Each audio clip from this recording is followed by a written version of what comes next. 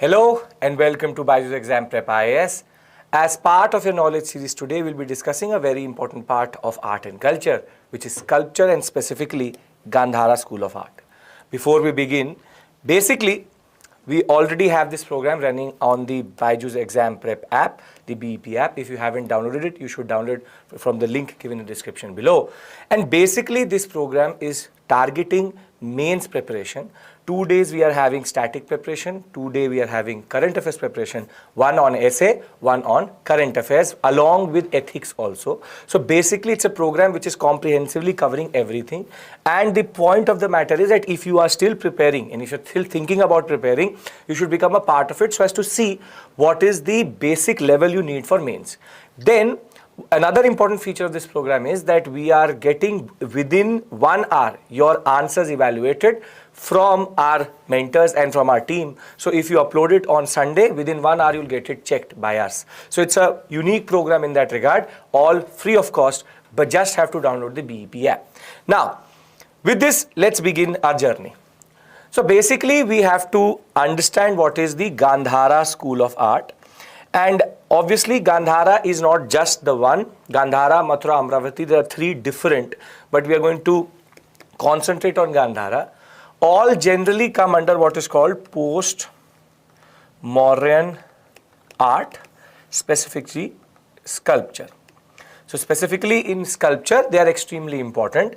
And Gandhara, because if you look at the locations, in the context of India, Gandhara would be in the northwestern sector, Mathura would be in the Gangetic Valley, and Amravati in the south. So therefore, Gandhara was in the area of flux. Flux means that it was always under different rulers and most of the migration or movement was happening via Gandhara.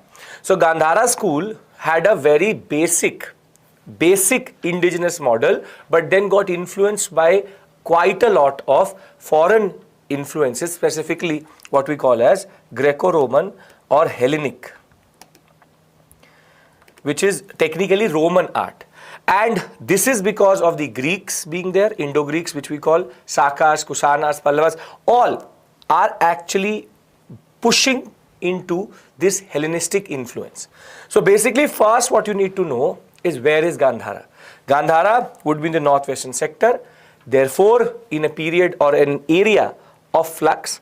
And if you look at the basic history of the northwestern sector itself, we see that there are different dynasties at different points of time. So before the Mauryans were there, we have what are called the Achaemenians. Thereafter, when the Achaemenians will go, we will have for some time the Seleucids. Thereafter, it will go to the Mauryans. After the Mauryans, it will go to the Indo-Greeks. After the Indo-Greeks, it will go to the Shakas or the Shaka Pallavas. And in the end, it came under the Kushanas. So basically, this area was always in flux. And because it is in flux, it is in this period of change, always some change happening from time to time. It leads to an understanding that its influence will become more and more foreign, or there will be foreign elements. So basically there's a base on which we have a lot of foreign elements. We have to discuss that. And that is why most of the questions which come in the exam, be it prelims or mains, is comparative, which is what is the difference between Mathura and Gandhara school. But here we are trying to concentrate on Gandhara to understand basic forms of what are called Gandhara art specimens. So, as I said, Gandhara is located in the northwestern part of the Indian subcontinent on both banks of the river Indus. So it's on both sides. The river Indus goes through this city itself. It includes the valley of Peshawar, Swata, Buner and Bajora. So basically it's properly in Pakistan-Afghanistan sector, and that is why it becomes a very important place for migration and political change.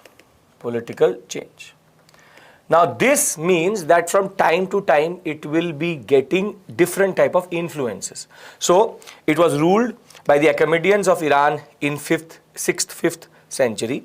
Then later it was occupied by the Indo-Greeks, the Mauryas first rather, then the Indo-Greeks, then the Shakas, then the Pallavas, then the Kushanas. And this produced what is called a mixed culture. And its art, mainly Buddhist, and I'll talk about which type of Buddhism, was influenced by Hellenistic art. Hellenistic art is nothing but Roman. Because of the fact that there are Greeks and there are Shakas and there are Achaemenians, there's Greco-Roman influence, quite a lot of that in that regard. So, iconography means how it produces its images are actually inspired by Apollo, a very important god in Greece. And what the first thing which you need to know for the exam is that they use what is called bluish gray or black stone, meaning it's either bluish gray or black stone, can be sandstone also, but specifically if you see a bluish gray sandstone, it has to be Gandhara. And what they used to do, they used to use stucco. Stucco is nothing but like plaster of Paris. Plaster of Paris, it's like plaster of Paris. It is technically used to give the influence or what is called detailing. So basically stucco is the fine detailing and the main rock would be bluish gray. Now, basically we have now understood that Gandhara is in a sector which is quite politically changing from time to time. It's in what is called political flux from time to time. And it was not just under one rule, but a lot of rulers. And because most of the rulers had a Greco-Roman connection, it picks up on what is called Hellenistic or what we call as Greco-Roman features. Now what we are going to do is we are going to look at the images of Gandhara school and we'll try to identify them, then we'll enlist them, and thereafter we'll conclude by understanding Gandhara in the larger context. Now one thing again should be clear to you is when we talk about most of the images which came from Gandhara school, they were Buddhist, because the basic reach of Buddhism was from Gandhara to Amravati, so most of the Indian subcontinent. But within Buddhism also, it is Mahayanic Buddhism, because there is specific idols of Buddha which we find. So basically it is not Hinayanic, where Amravati had a lot of influence of Hinayanism. Here you have icons, we have idols of Buddha. Buddha is God in Mahayanic Buddhism, therefore he is depicted like that. So basically remember, first thing, bluish gray. Second, they use stucco for detailing. Third, it is Mahayanic Buddhism, which should again be in your mind surely, because bluish gray plus stucco is specific to what we call as the Gandhara art. Now let's move into the next sector, which is how and what are the images which are common to the Gandhara art, meaning what are the features. In order to understand this, what we'll do is we'll try to mark them out. So the first basic feature, see, you can see these are very beautiful human-like figures, and Gandhara school has this feature that it has very human type features. But the first feature which actually marks Gandhara different from maybe Mathura or Amravati or generally is the use of halo. This is called a halo. Halo is like an aura concept, that if you are God, you have the divine light behind you. So halo you mostly find in Gandhara. Some images we don't find it, but most of the images it is there. For example, in this image we don't have the halo, but we will find it in most of the images. Wherever there is a yogic position, if by time or due to wear and tear, maybe the halo has broken off, that's a separate issue altogether. But halo is the first feature of the Gandhara school. Then comes the next important feature, which is called wavy hair or curly hair. And this is again a very important feature of what we call as the Gandhara school, and it is actually picked up from Apollo. So this is the second, wavy hair. Now after this, what we see is the third important feature of Gandhara school is the Buddha's expression, which if you look at his expression itself, it is fully stoic, expressionless. It's a deep meditative state, but it is technically what we call as stoic face, expressionless. Meaning there's no expression on his face. And in Mathura you will see mostly smiling. Then comes the fourth important feature, which is the elongated ears. Elongated ears. So basically, these are very small peculiarities which you can pick up and actually talk about and actually understand what are the basic meaning. Just looking at the image, you can understand which school it is. Then another important feature was the forehead lines. So 5 different ones. Add to it, which is the most evident Greco-Roman influence, which is what he is wearing, which is 6 drapes or Greco-Roman clothing. So you have other things other than that, but these are the basic 6 things which technically mark the importance of Gandhara school. Gandhara, mostly question will come, what is the Greco-Roman influence? There the Greco-Roman influence is halo, thereafter wavy hair, thereafter what we call a stoic face, fourth elongated ears, then drapes and Greco-Roman clothing, and forehead lines. So basically, if you know these 6 features, you can automatically understand what is Gandhara school. Now one more thing should be important to you is that in none of these images he has what is called an Abhay Mudra.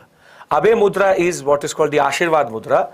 He always has his hands folded or is on the sides. Never does he have Abhay Mudra. Abhay Mudra is very specific to Mathura. So if you look at another image of Buddha in a little bit more close up, see, this is called the Yogic Buddha. This is called the Yogic Buddha. Again halo is there. Again wavy hair is there. Then again no expression, elongated ears. No expression, elongated ears. But this is again a very important specimen of Gandhara school because it has the cult of what is called Yogic Buddha, who is meditating for years. So they are able to show even the veins on his body, and that all is done by stucco. And again his hands are folded. This is again a very specific Greco-Roman influence, and the basic point is what is again wearing is a drape on his sides, which is again a very specific Greco-Roman influence. So Gandhara school, which is in the northwestern sector, had a very strong influence of Greco-Roman Hellenistic art, very human-like figurings, and over and above that, what we see further is that these features distinctly make Gandhara very distinct from even Mathura. And remember, Mathura will later get influenced by Gandhara also, because Mathura will pick up on 2 things which Gandhara had, which is elongated ears and halo, which is something which the second phase of Mathura will pick. But initially, Gandhara was known for this. And we can again get what is called the half-closed eyes, the stoic face, the elongated ears, the wavy hair, very distinctly here. So basically what I'm trying to argue here is, there are certain features by which you can quickly identify Gandhara school. So let's list them up. And this is the comparison between, this is Apollo, and this is Buddha. See, basic things are not going. The way they are wearing their drapes, same type of drapes. So drapes are same. Then you see there is no expression here, there is no expression here. Then there's wavy hair here also, there's wavy hair here also. Ears are different, ears are same, here he has elongated ears. But again you see the posture in which Buddha is standing. That posture is again very, very close to how Apollo is standing. So basically, when we look at Gandhara school and Greco-Roman art, you will believe or think that somehow these are very, very similar images. So let's list these features. So basically, Gandhara school, and I'll teach you a very simple thing. You can make this diagram in the exam itself. You do this. See.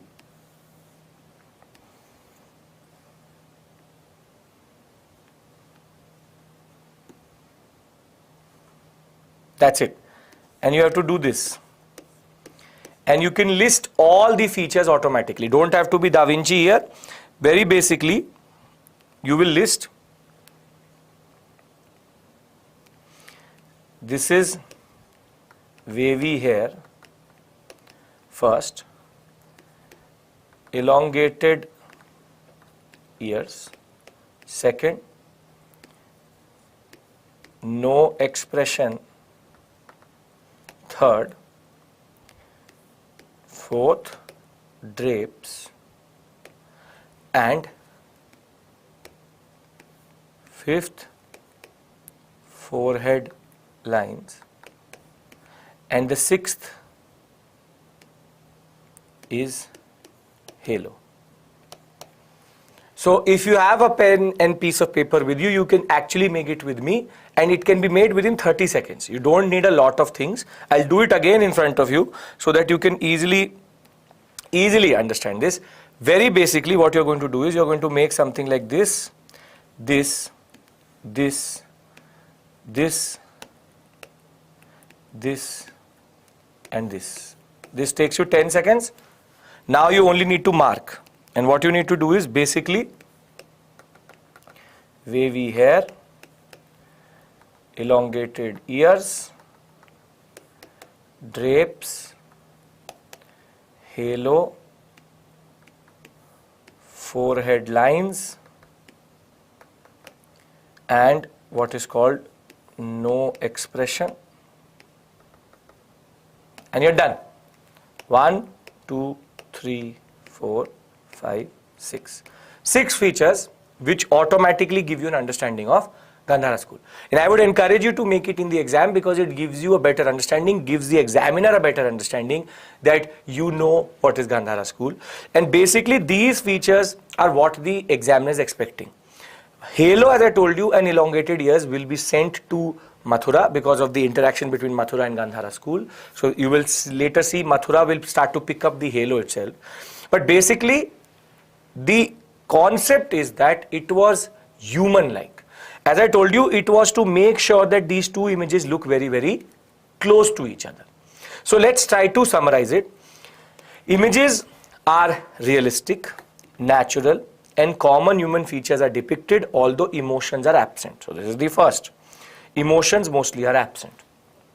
Images of gods like Apollo and others kings have been made. So as we know, this is also a Gandhara, and this is also Gandhara.